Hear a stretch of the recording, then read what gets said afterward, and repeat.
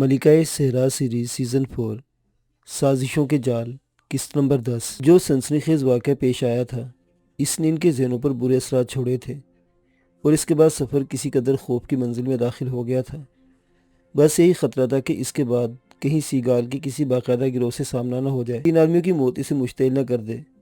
سفر کی رفتار بھی کچھ تیز رکھی گئی تھی، لیکن اس کے ساتھ ساتھ ہی نے ان پیلی پہاڑیوں سے نکلنے کے بعد ایسے راستے نظر آتے جا رہے تھے جو اس احساس میں مدد دے رہے تھے کہ وہ صحیح رخ پر سفر کر رہے ہیں، اور اگر راستے میں کسی ایسی مشکل کا سامنا نہ کرنا پڑ جائے جو غیر متوقع ہو تو بہت جلد وہ نیل کنٹھ کی سرحدوں میں داخل ہو جائیں گے۔ ہر شخص اپنے طور پر الگ احساس کا شکار تھا، خاص طور سے سر ہدایت اللہ اب شدید بے چینی محسوس کر رہے تھے۔ انہیں عرشی کا خیال آیا تھا، آخر وہ کون سا گروہ ہے جس کے تحت وہ اپنا سفر اس طرح طے کر رہی ہے جیسے اسے آسمان میں سفر کرنے کا موقع مل گیا ہو۔ کہیں نام و نشان نظر نہیں آ رہا تھا، اور جب بھی اس سے رابطہ ہوتا وہ بڑے سکون کا مظاہرہ کرتی۔ سر ہدایت اللہ بے شک اس کے لیے نیک تمنائیں رکھتے تھے، لیکن انسان ہی ہے وہ بھی، کہیں سیگال سے واسطہ نہ پڑ جائے۔ اور سیگال کے بارے میں اس کے ساتھی ہیگ نے جو کچھ بتایا تھا وہ بڑی سنسنی خیز کیفیت کا حامل تھا۔ اس رات پھر قیام کیا گیا اور پیلی پہاڑیوں سے اتنا فاصلہ طے کر لیا گیا کہ اب ان کا نام و نشان بھی نہیں رہ گیا تھا۔ سب لوگ اپنے اپنے کاموں میں مصروف ہو گئے، کھانے پینے کی تیاری کی گئی، اس کے بعد کھانا شروع کر دیا گیا۔ سر ہدایت اللہ ابھی پریشانیوں کا شکار تھے۔ ادھر ان لوگوں کی نگاہوں کا مرکز ابھی تک سردار خان اور شمسہ بنے ہوئے تھے۔ اس پورے سفر کے دوران انہیں ایک بار بھی احساس نہیں ہوا تھا کہ یہ سادہ سے لوگ کسی موقع پر ایسی شاندار صلاحیتوں کا مظاہرہ کریں گے۔ جب بھی وہ ان لمحات پر غور کرتے جب سردار خان اور شمسہ ان سے نبرد و آزما تھے تو ناقابل یقین تصورات کا شکار ہو جاتے تھے۔ اس وقت بھی سر ہدایت اللہ کی نگاہیں انہی کی جانب اٹھی ہوئی تھیں اور وہ کھانے میں مصروف تھے۔ شمسہ اور سردار خان بھی ننھی سی بچی کے ساتھ بیٹھے کھانا کھا رہے تھے کہ اچانک ہی سر ہدایت اللہ نے ایک ایسا منظر دیکھا جسے اس نے چکرا کر رکھ دیا۔ یہ ایک ناقابل یقین تصور تھا، ایک ناقابل یقین سا عمل، لیکن ماں باپ کی نگاہیں جن کیفیت کی حامل ہوتی ہیں اولاد زندگی کے آخری سانس تک ان کا تصور بھی نہیں کر سکتی۔ یہ دوسری بات ہے کہ اولاد ماں باپ بن کر مزید دوسرے احساسات کا شکار ہو جائے، لیکن ماں باپ کا اپنا درجہ منفرد ہوتا ہے۔ سردار خان اور شمسہ کھانے میں مصروف تھے۔ سر ہدایت اللہ کی نگاہوں نے شمسہ کو اپنا مرکز بنا لیا تھا۔ شمسہ الٹے ہاتھ کی کلائی سے بار بار پیشانی پر آ جانے والے بال اوپر سمیٹنے کی عادی تھی، اور اس کے ساتھ ساتھ ہی کھانے کے 2 لقمے لینے کے بعد وہ پانی کا ایک گھونٹ ضرور لیتی تھی، اور یہ ادا ہدایت اللہ کی نگاہوں سے کبھی بھی اوجھل نہیں رہی تھی۔ عرشی بہت چھوٹی سی تھی جب سے اسے عادت تھی، کبھی کبھی کھانا کھاتی، بال پیشانی پر ہوتے یا نہ ہوتے، لیکن دانے ہاتھ سے کھانا کھاتی اور بائیں ہاتھ کی کلائی بار بار پیشانی تک لے جا کر اونچا کرتی تھی۔ اس کے علاوہ اسے کھانے کے ساتھ پانی کا ایک ایک گھونٹ پینے کی عادت تھی، اور اس عادت سے سر ہدایت اللہ اور بیگم سر ہدایت اللہ بخوبی واقف تھے۔ چنانچہ اس کے کھانے کے ساتھ پانی کا ایک گلاس بھر کر ضرور رکھا جاتا تھا، اور اس کے پینے کا انداز بالکل یہی تھا۔ سر ہدایت اللہ پھٹی پھٹی آنکھوں سے شمسہ کی یہ کارروائی دیکھتے رہے، بالکل وہی انداز، وہی طریقہ، ویسی محویت۔ سر ہدایت اللہ کے ذہن میں تیز ہوائیں چلنے لگیں، وہ ایک شدید کیفیت کا شکار ہو گئے تھے اور ان کا ذہن برق رفتاری سے قلابازیاں کھا رہا تھا۔ شمسہ، سردار خان، بچی، عرشی، اس کا گروہ۔ بچی، آہ کیا یہ عرشی ہے؟ کیا یہ واقعی عرشی ہے؟ ذہن اس قدر شدید ہیجان کا شکار ہو گیا تھا کہ ان کے لیے کھانا مشکل ہو گیا۔ ایک طوفان برپا تھا ان کے وجود میں، اور سوچوں کے دائرے سے پھیل اور سکڑ رہے تھے۔ وہ اس وقت اپنے جگہ سے جنبش نہیں کر سکے جب تک شمسہ اور سردار خان کھانے سے فارغ نہیں ہو گئے۔ سر ہدایت اللہ کی خوش قسمتی تھی کہ اس دوران کسی نے ان کی جانب توجہ نہیں دی تھی اور سب اپنے اپنے طور پر مصروف تھے۔ لیکن اس کے بعد سر ہدایت اللہ کی جو کیفیت ہوئی، اس سے ان کا بلڈ پریشر بڑھ گیا اور وہ دوسروں سے الگ تھلگ جا کر بیٹھ گئے، اور شمسہ کے چلنے کا انداز، اس کے ساتھی کی کیفیت اور وہ تمام باتیں بغور دیکھتے رہے جو ان کے ذہن کے پردے ہلائے دے رہی تھی۔ نہ جانے کیوں ان کا دل چیخ چیخ کر یہ کہنے لگا ہو نہ ہو یہ عرشی ہے۔ اف، کیا احمق بنایا اس نے، ہر لمحہ ان کے پیغام کا جواب دیا، اور اب تک اس کے ساتھ کوئی ایسا واقعہ پیش نہیں آیا جو پریشان کن کیفیت کا حامل ہوتا، اور اس کی بنیادی وجہ یہ ہے کہ وہ ان کے ساتھ ہی ہے۔ تو یہ عرشی، اس کا گروہ۔ سر ہدایت اللہ کا دل چاہ رہا تھا خود اپنی کھوپڑی پر 50 جوتے لگائے۔ اب تک اس بات پر غور کیوں نہیں کیا تھا؟ اب تک یہ کیوں نہیں سوچا کہ عرشی جیسی شاطر لڑکی سے یہ عمل غیر متوقع نہیں تھا؟ وہ انہی کی آغوش میں بیٹھ کر انہیں ہی بیوقوف بنائے، نہ صرف بلکہ ان تمام لوگوں کو بھی جنہوں نے اپنے طور پر بڑی تیس مارخانی کا ثبوت دیا تھا، اور ایسے افراد کو اپنے ساتھ رکھ لیا تھا جن سے احساس ہو کہ بچی ان کے ساتھ ہے، اور اس نقلی بچی کو اصلی بچی بنا کر وہ سعید ہال کے سامنے پیش کرنا چاہتے تھے۔ او میرے خدا، ارشی نے واقعی جو ذہانت کا ثبوت دیا ہے اس کی مثال ملنا مشکل ہے، اور یہ صرف ایک باپی کی نگاہیں تھیں جسے پہچان سکی تھیں، لیکن ہدایت اللہ کے پورے جسم میں سنسری دوڑ رہی تھی اور ان کی سمجھ میں نہیں آ رہا تھا کہ اب کیا کریں۔ ویسے انہیں سکون کا احساس بھی ہو رہا تھا۔ اب تک وہ جس طرح اس سفر کے دوران مضطرب رہے تھے، اب انہیں سکون تھا کہ ان کی بچی ان کی نگاہوں کے سامنے ہے، لیکن اس کا یہ ساتھی کون ہے؟ سر ہدایت اللہ کو ایک عجیب سی کیفیت کا احساس ہوا۔ سردار خان جو کوئی بھی ہے، ارشی کے لیے اس قدر اہمیت کا حامل ہے کہ اس نے اسے اپنا شوہر کہنے سے بھی اعتراض نہیں کیا۔ یہ ایک الگ بات تھی، لیکن اب یہ اندازہ لگانا تھا کہ ان کا یہ خیال واقعی درست ہے یا صرف اتفاق، پر اس کا طریقہ کار کیا ہو۔ وہ سوچوں کا سفر کرنے لگے۔ اس بات کی تصدیق کے لیے کیا طریقہ اختیار کرنا چاہیے؟ دیر تک سوچنے کے بعد ایک ترکیب ان کے ذہن میں آئی اور وہ مسکرانے لگے۔ پھر انہیں خاصی دیر انتظار کرنا پڑا۔ وہ سب کے سونے کا انتظار کر رہے تھے۔ جب انہیں اطمینان ہو گیا تو بڑے احتیاط سے اپنی جگہ سے کھسکے اور ایک ایسی جگہ پہنچ گئے جہاں سے وہ شمسہ اور سردار خان کو دیکھ سکتے تھے۔ بچی شمسہ کے پاس سو رہی تھی۔ سردار خان کے اور اس کے درمیان فاصلہ تھا۔ سر ہدایت اللہ نے پوری طرح اطمینان کر کے ٹرانسمیٹر پر ارشی کو کال کیا۔ ان کی نگاہیں شمسہ پر جمی ہوئی تھی اور انہوں نے جلدی سے شمسہ کو اپنی جگہ سے اٹھتے ہوئے دیکھا۔ وہ پھرتی سے اپنی جگہ سے ہٹ کر ایک طرف چل دی تھی۔ ہدایت اللہ مسکرایا۔ پھر دوسری طرف سے ارشی کی آواز آئی، ہیلو ہیلو ڈیڈی۔ ارشی بیٹے کیا تم سو رہی تھی؟ تھوڑی ڈیڈی، آپ ٹھیک ہیں؟ ہاں بالکل، میں تمہارے لیے مصرف رہتا ہوں۔ ہدایت اللہ نے اپنی جگہ چھوڑ دی اور انتہائی احتیاط سے ایک ایک قدم آگے بڑھنے لگے۔ میں آپ سے کہہ چکوں ڈیڈی کہ آپ میری طرف سے بالکل مصرف نہ رہا کریں۔ مجھے اندازہ ہو رہا ہے تمہارا گروہ واقعی بہت سٹرونگ ہے، ہدایت اللہ نے کہا۔ Thank you daddy. ہمارے ساتھ ہونے والا ڈرامہ تم نے دیکھا؟ ہاں، اور آپ سے اختلاف بھی ہے کیا؟ آپ نے ان دو افراد کو زندہ چھوڑ دیا، وہ آگے چل کر ہمارے لیے خطرناک ہو سکتے ہیں۔ اس کا فیصلہ تمہیں کرنا چاہیے تھا، ہدایت اللہ نے کہا۔ وہ نہایت کامیابی سے اب ارشی کے بالکل قریب پہنچ چکے تھے اور تقریباً اس کی پشت پر تھے۔ ہم کیا کر سکتے ہیں ڈیڈی؟ انہیں بھی ہلاک کر دیتے جس طرح تم نے باقی 3 کو ہلاک کیا تھا۔ جی؟ ارشی نے حیرت سے کہا۔ جی۔ ہدایت اللہ عقب سے نکلے، انہوں نے ٹرانسمیٹر ارشی کے ہاتھ سے چھین لیا۔ ارشی اچھل پڑی۔ ایک لمحے کو تو اس کی سمجھ میں کچھ نہیں آیا، لیکن دوسرے لمحے وہ فعال ہو گئی۔ اس نے ٹرانسمیٹر چھیننے والے کی گردن میں ہاتھ ڈالا اور اسی کے سہارے اٹھ کھڑی ہوئی۔ ایک لمحہ اور گزر جاتا تو سر ہدایت اللہ اس کے شانے پر سے گزرتے ہوئے یقینی طور پر پتھریلی چٹانوں پر آ جاتے اور پھر ان کی ریڑھ کی ہڈی کا خدائی حافظ تھا۔ سر ہدایت اللہ نے بھی اس بات کو محسوس کر لیا، چنانچہ وہ سرگوشی میں بولے، او بیوقوف، میں ہوں تیرا باپ ہدایت اللہ۔ اور ارشی نے ایک دم اپنے ہاتھ کی گرفت ڈھیلی چھوڑ دی، ورنہ کام ہو ہی گیا تھا۔ اس کے بدن لچک لے کر نیچے آ چکا تھا اور سر ہدایت اللہ بس پلٹنے ہی والے تھے۔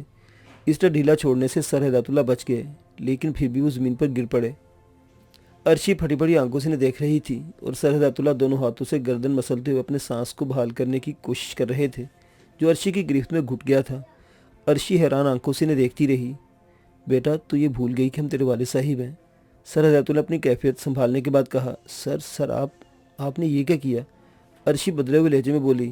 سر نہیں، اگر آپ ہمیں ڈیڈی کہیں تو زیادہ اچھا ہوگا، سر ہدایت اللہ نے مسکراتے ہوئے کہا۔ اور ارشی ایک لمحے کے لیے چکرا کر رہ گئی۔ اس کے ذہن میں ایک چھناکا سا ہوا تھا اور چند لمحات میں اس نے اندازہ لگا لیا تھا کہ آج اس کا راز خود بخود کھل گیا ہے۔ سر ہدایت اللہ نے اس کے شانے پر دباؤ ڈالا اور بولے، بیٹھ جاؤ، اس وقت تقریباً سبھی سو رہے ہیں، مجھے تم سے کچھ باتیں کرنی ہے۔ لیکن سر آپ، ارشی نے بھی پھر بھی مدافعت کی کوشش جاری رکھی تھی۔ اب تمہارے الفاظ بیوقوفی پر مبنی ہے، یہاں تک صورتحال کا اندازہ ہونے کے بعد بھی اگر تم مدافعت کرتی ہو تو میرے خیال میں تمہارا یہ مناسب قدم نہیں۔ میں نے تمہیں پہچان لیا ہے، پہچاننے کے بعد ہی میں نے ٹرانسمیٹر پر تم سے گفتگو کا آغاز کیا تھا اور تم اشارہ ملتے اپنی جگہ سے اٹھ کر یہاں آ گئی۔ بس یوں سمجھ لو کہ میں تم سے باتیں کرتا ہوا آگے بڑھنے لگا اور تم نے اسے محسوس نہیں کیا۔ بیوقوف لڑکی، اب تمہارے چھپنے کی کوشش بے مقصد ہوگی۔ ارشی گہری سانس لی اور آہستہ سے بولی، واقعی ڈیڈی کام دکھا گیا آپ۔ میں تجھ پر ناز کرتا ہوں ارشی، اپنے آپ کو بہت چالاک سمجھتا تھا، لیکن خوشی ہے کہ بیوقوفی بنا تو اپنی بیٹی کے ہاتھوں۔ داد دیتا ہوں تیری ذہانت کی، سبھی کی آنکھوں میں دھول جھونک دی۔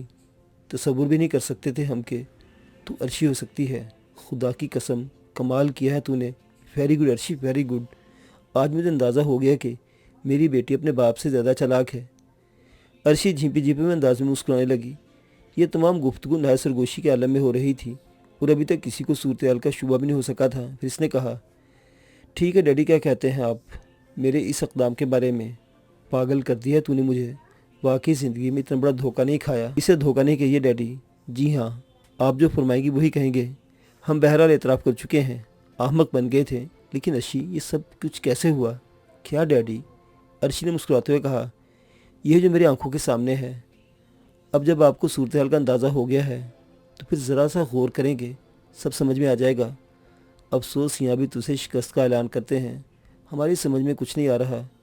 معمولی سی بات تھی، گل میرے پاس موجود تھی، ظاہر ہے آپ کے اقدامات پر نظر بھی رکھ رہی تھی، بس تھوڑا سا میک اپ کرنا پڑا چہرے پر اور ایک سردار خان کو مہیا کرنا پڑا۔ سوری ڈیڈی، آپ کو مائنڈ نہیں کرنا چاہیے۔ ارے وہ بھی شیطان صرف چیز ہے، کون ہے وہ؟ بس ڈیڈی میری دریافت ہے، لیکن ہے کون؟ در حقیقت پولیس والا۔ پولیس والا؟ ہاں، اور وہ بھی ایک افسر۔ پولیس افسر؟ سر ہدایت اللہ نے نہ سمجھنے والے انداز میں اس سے کہا، ہاں ڈیڈی لمبی کہانی ہے، آپ کو تفصیل سے سنا دوں گی، ایک بات تو بتا دیجئے، کیا کہ آپ کو اس پر اعتراض تو نہیں؟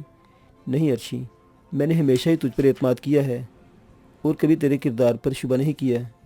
تھینک یو ڈیڈی، اب بھی نہ کیجیے گا۔ سردار خان کا اصل نام نادر شاہ ہے اور وہ ایک بہت بڑے اور بہت اچھے خاندان کا فرد ہے۔ بس یوں سمجھ لیجئے کہ لمبے مرحلے سے گزرنے کے بعد میں اسے اس کام پر آمادہ کر سکی ہوں۔ ڈیڈی، ہم لوگوں نے سوچا کہ اب کسی مہم جو گروہ کی تلاش تو ہمارے ایک مشکل کام ہوگی، ہمیں کوئی آسان سا راستہ تلاش کرنا چاہیے۔ چنانچہ نادر شاہ سے میری دوستی تھی، میں نے اسے کسی نہ کسی طرح اس کام پر آمادہ بھی کر لیا۔ وہ بھی میک اپ میں؟ جی ڈیڈی۔ کیوں، کیا اس کے کچھ شناسہ اس گروپ میں موجود ہیں؟ بالکل نہیں، لیکن پھر بھی احتیاط بہت اچھی چیز ہوتی ہے، ارشی نے کہا، اور سر ہدایت اللہ کچھ دیر کے لیے خاموش ہو گیا۔ بہت دیر تک وہ حیران نگاہوں سے بیٹی کی صورت دیکھتا رہا اور پھر ایک گہری سانس لے کر اس نے کہا، خدا کی پناہ ارشی، تو نے تو مجھے سولی پر لٹکائے رکھا۔ تجھے اندازہ نہیں کہ یہاں تک سفر کے دوران میری ذہنی کیفیت کیا رہی۔ یوں سمجھ لے کہ سارے سفر کی تفریح اور دوسرے احساسات تیرے چکر میں ختم ہو گئے تھے۔ یہ آپ کا قصور ہے ڈیڈی، آپ بتائیے کہ میں غیر محفوظ تھی؟ اب تو یہ کہہ سکتا ہوں کہ غیر محفوظ نہیں تھی۔ ایک پروگرام بنایا تھا میں نے ڈیڈی، اور اس پروگرام پر عمل کر کے میں شمسا کی حیثیت سے آپ کے سامنے آئی، گل کو بھی اپنے ساتھ رکھا۔ آپ لوگوں کو ایک نقلی لڑکی کی ضرورت تھی، لیکن ڈیڈی معاف کیجیے گا، میں اور نادر شاہ شروع ہی سے آپ کے منصوبے سے اختلاف رکھتے تھے۔ کیوں؟ ہدایت اللہ نے پوچھا اور پھر سے ادھر دیکھا، کوئی آس پاس موجود نہیں۔ سردار خان بھی اپنی جگہ سو رہا تھا، پھر وہ اطمینان سے بیٹھے ہوئے بولے، سب ٹھیک ہے۔ ہاں تو ہمارے منصوبے سے تجھے کیا اختلاف تھا؟ ڈیڈی، میں در حقیقت نیل کنٹھ قبیلے کے بارے میں کچھ نہیں جانتی، لیکن ایک اندازہ ہے میرا، اور وہی خیال نادر شاہ کا بھی ہے۔ کیا؟ یہی کہ اگر آپ لوگ نقلی بچی کے ذریعے قبیلے کے سائے تھول کو بیوقوف بنانے کی کوشش کرتے تو کہ آپ کو یقین تھا وہ بیوقوف بن جاتا؟ نئی حماقت میں نے نہیں بلکہ ان لوگوں نے کی ہے۔ کیا مطلب؟ غور کرو تو تجھے اندازہ ہو جائے گا کہ ایشی میں جانتا تھا کہ منزل پر پہنچنے کے بعد اصل بچی ہی سائے تھول کے سامنے پیش کی جائے گی۔ نقلی بچے کے لیے میں اور اس لیے تیار ہو گیا تھا کہ اگر کچھ اور گروہ یہاں کارروائی میں مصروف ہوں اور انہیں بچی کی تلاش ہو تو نقلی بچی ہی ان کی توجہ کا مرکز بنی رہے اور تو محفوظ رہے۔ معاف کیجیے گا ڈیڈی، کیا یہ ایک غلط حرکت نہیں تھی؟ کیا یہ غیر انسانی قدم نہیں؟ آپ نے ایک بچی کو اپنے مقصد کے لیے تکمیل کی سولی چڑھانے کی کوشش کی۔ فرض کیجئے اگر کوئی گروہ اسے حاصل بھی کر لیتا تو ماں باپ سے ان کی بچی چھن جاتی۔ نہیں، ایسا نہیں ہوتا ارشی، کیونکہ اس گروہ کو بہر طور معلوم ہو جاتا کہ بچی نقلی ہے۔ کیسے ڈیڈی؟ اس طرح کہ اس کے بدن پر نیل کنٹھ کا نشان نہ ہوتا، یہ ایک حادثہ ہوتا، اور حادثے تو ہوا ہی کرتے ہیں، ایسی صورت میں وہ جھلا کر اسے قتل بھی کر سکتے تھے۔ نہیں ڈیڈی، مجھے اختلاف ہے، یہ حادثہ نہیں بلکہ آپ لوگوں کی بے رحمی ہوتی۔ بہرحال تو نے مشکل بھی حل کر دی۔ یہی مشکل نہیں ڈیڈی، مجھے نادر شاہ کو آپ لوگوں کے بہت سے اقدامات سے سخت اختلاف ہے، مثلاً۔ اچھا پہلے آپ یہ بتائیے کہ مجھے پہچاننے کے بعد آپ کا آئندہ کا عمل کیا ہوگا؟ ارشی کے سوال پر سر ہدایت اللہ دیر تک خاموش رہا، پھر اس نے کہا، میری اس سے اعلیٰ بات اور کوئی نہیں ہو سکتی کہ میرے منصوبے پر میری پسند کے مطابق عمل بھی ہو رہا ہے، بلکہ ان سب کی پسند کے مطابق عمل ہو رہا ہے تو میری نگاہوں کے سامنے ہے۔ اب کم از کم اتنا ضرور ہوگا کہ حالات کوئی بھی شکل اختیار کرے مجھے تشویش نہیں ہوگی کہ تو نہ جانے کس عالم میں ہے۔ اف میرے خدا، راستوں میں جتنی مشکلات پیش آئیں تو یقین کر میں اس تصور سے بری طرح پریشان ہو جاتا کہ پتہ نہیں تیری اپنی کیفیت کیا ہو۔ ارشی، میرے فرشتوں کو بھی گمان نہیں تھا کہ تو میرے اس قدر قریب ہے۔ خدا کی قسم میں بہت خوش ہوں اور بے پناہ خوش ہوں۔ باقی رہا آئندہ کا مسئلہ تو یہ بہت اچھی بات ہوئی کہ تجھے منظر عام پر نہیں آنا پڑا اور یہ بات مجھے معلوم ہو گئی۔ اب ان لوگوں کو بتانا بالکل ضروری نہیں، صرف میں یہ راز اپنے سینے میں رکھوں گا کہ اصلی بچی اور میری بیٹی میرے ساتھ موجود ہے۔ बल्कि सही मानों में तुमने मनसूबाबंदी करके मेरी नाक ऊंची कर दी। ये लोग भी मान जाएंगे कि किसी से वास्ता पड़ा है। वैसे मुझे अफसोस है डैडी। किस बात का? यही कि आपको तमाम सूरत हाल का पता चल गया। बस बकवास मत करो। मुझे आज से ज़्यादा खुशी शायद ज़िंदगी में कभी नसीब हो। चलिए आप मुतमिन हैं तो ठीक। बहरहाल ये तो रहा ये मसला। अब आपसे दूसरे इख्तलाफ का तज़किरा करना चाहती हूँ। जी फरमाइए। सर हिदायतुल्लाह खुशी के आलम में बोले। डैडी, नादिर शाह से मेरी गुफ्तगू होती रहती है। हम लोग बारह बात महसूस कर चुके हैं कि आप लोगों के दरमियान बेहैसियत और बेहकीकत रहकर बहुत से ऐसे मंसूबे तारीकी में चले जाते हैं जो हमारे नज़दीक बेहतर होते हैं। हाँ यकीनन मैं तुझसे नादिर शाह के बारे में और भी सवाल करूँगा, लेकिन तेरी बात से इत्तफाक करता हूँ। अलबत्ता मेरा ख्याल है अब ये मुश्किल नहीं रहेगी। क्यों? तुम लोगों ने अपनी एक हैसियत मनवा ली है। मेरा ख्याल है अगर तुम इस हैसियत को कायम रखते हुए हमारे प्रोग्राम में मुदाखलत करो तो कोई भी इस पर एतराज़ नहीं करेगा। बल्कि अब तो मैं ख़ास तौर पर कोशिश करूँगा कि कोई भी नया कदम उठाते हुए तुमसे मशवरा कर लिया करें। मैं लोगों के सामने तुम्हारी असलियत को तवील अरसे तक जाहिर नहीं करूँगा, बल्कि उस वक्त तक जब तक हम नीलकंठ ना पहुँच जाएं। बाद में जो भी होगा देखा जाएगा, लेकिन तुम ऐसे मामलात में अब हमें मशवरे देती रहा करो। मैं इसके लिए एक फ़ज़ा हमवार कर दूँगा। इसके अलावा डैडी, मेरा और नादिर शाह दोनों का यही ख्याल है कि आप लोगों ने जेम्स पैरिस से अलहदगी इख्तियार करके हिमाकत का सबूत दिया है। वो लोग इस कदर बुरे लोग नहीं थे, बल्कि वो इस मुहिम के लिए बेहतरीन मुआविन साबित हो सकते थे। जहाँ तक ख़जाने के असूल का ताल्लुक है डैडी, मैं तो ये कहती हूँ जिसकी तकदीर का जो कुछ होता है वो उसे मिलता है। आप दावे से बात कैसे कह सकते हैं कि आप लोग वो सारा ख़जाना हासिल कर लेंगे और इसे हिफाजत से लेकर आ जाएंगे? इनका एक मौक़िफ़ है डैडी। इस मौक़िफ़ के लिए वो लोग जिद्दोजहद कर रहे हैं। या न जाने कितनी ऐसी टीमें होंगी जो इस सिलसिले में कोशिश कर रही होंगी। डैडी, अगर हमारी मुठभेड़ इन टीमों से हो जाती है तो आप कैसे कह सकते हैं आप इन पर सबकत ले जाएंगे? ये सारी बातें सोचने की हैं। वो बड़े कारामद लोग थे। नादिर शाह का कहना है कि बहुत से ऐसे मामलात होते हैं जिनमें हम आपको मशवरा दे सकते हैं, लेकिन हमारी ये मुश्किल है कि हम दूसरी सूरत में ये सफ़र कर रहे हैं। सर हिदायतुल्लाह पुरख्याल अंदाज में गर्दन हिलाने लगा, फिर बोला, हाँ मैं इस सिलसिले में तुमसे इत्तफाक करता हूँ अर्शी। बहरहाल मेरी खुशियाँ इस वक्त नाकाबिले यकीन है। मैं तुम्हें बता नहीं सकता कि मैं कितना खुश हूँ। Thank you daddy. मगर शीर लड़की, आखिर है क्या भला? मेरी औलाद है, लेकिन मैं तेरे हाथों कितनी आसानी से बेवकूफ़ बन गया। अरे कितनी आसान सी बात थी। मैं सोच सकता था कि हम जिन मसाइब से गुजर रहे हैं, आखिर वो मसाइब तुझे क्यों परेशान नहीं कर रहे। हमें क्या मालूम था कि तू हर मसले में हमारे साथ शरीक है। डैडी, आपकी दुआएं थी मेरे साथ, अर्शी ने कहा, और सर हिदायतुल्लाह हंसने लगा, फिर बोला, बहुत तेज़ है भाई तू। वाकई घर वाले तो तेरे सामने चुटकियों पर नाचते होंगे। वो भला तेरी अक्ल को क्या पहुँच सकते हैं। तू तो अच्छे अच्छों को बेवकूफ़ बनाने की सलाहियत रखती है। या मेरी तारीफ़ कर रहे हैं डैडी, या मुझे बुरा भला कह रहे हैं। पता नहीं क्या कह रहा हूँ, क्या कर रहा हूँ। और पता नहीं अपनी खुशियाँ मैं इन लोगों से छुपा भी सकूँ या नहीं। कहीं ऐसा ना हो कि वो लोग मेरी खुशियों से अंदाज़ा लगा लें, मैं कामयाब हो जाएं कि मैं तेरी जानिब से मुतमईन हूँ। तो क्या आपने मेरे बारे में सब कुछ बता दिया डैडी? बिल्कुल नहीं, बिल्कुल नहीं, लेकिन बहरहाल ठीक है। अच्छा मुझे ये बताओ कि ये नादिर शाह असल में है क्या? वो तेरे साथ क्यों शरीक हो गया है? डैडी, आपको इल्म है इस पुलिस अफसर के बारे में जो गुल के लिए छानबीन कर रहा था? मेरा मतलब है मेहताबपुर हाउस का जो चक्कर चला था, इसके सिलसिले में जिस शख्स ने छानबीन की थी वो यही पुलिस ऑफिसर था, एक थाना इंचार्ज। तो फिर बस इसके बाद डैडी मेरे उसके दरमियान ज़हनी जंग शुरू हो गई। वैसे में थोड़ा सा फ़ायदा अपने इख्तियारात से भी हुआ। मैंने इसकी नौकरी ख़त्म करा दी थी। हाँ मुझे इल्म है इस बात का, लेकिन भी तेरे और इसके दरमियान इतनी मुफाहमत कैसे हो गई? साहिब अख्तार आदमी है डैडी। जब इसने मेरी बर्तरी को कबूल कर लिया तो फिर इसने मेरी तमाम बातों से इत्तफाक भी कर लिया, और इस कदर काबिल एतमाद शख्सियत है इसकी कि गुल के मामले को मैंने इसके सामने पेश कर दिया और वो सब कुछ छोड़कर इस मुहिम पर चलने के लिए आमादा हो गया। सर हिदायतुल्लाह ने गहरी नज़रों से बेटी को देखा और अर्शी ने निगाहें झुका ली। चल लम्हात सर हिदायतुल्लाह पुरख्याल निगाहों से अर्शी को देखता रहा, फिर एक ठंडी सांस लेकर उठता हुआ बोला, तो मैं चलता हूँ, लेकिन मेरे ख्याल में यही मुनासिब है कि अभी बाकी लोगों पर तुझे डिक्लेयर न किया जाए। वाकई ही मुनासिब है डैडी, लेकिन बाज़ मामलात में आप हमसे मशवरा ले सकते हैं। अब तुम लोगों ने अपनी जगह खुद ही बना ली है, ये आपकी मेहरबानी है डैडी। अच्छा शीरी लड़की, मैं चलता हूँ, लेकिन सुकून और इत्मीनान का एक समंदर मौजन हो गया मेरे सीने में। मैं अपने आप को ज़रा महदूद रखना। अब इन लोगों पर ना तो गुल को ज़ाहिर होना चाहिए और ना ही तुम्हें। वो सोचता हूँ तो हैरान हो जाता हूँ सख्त।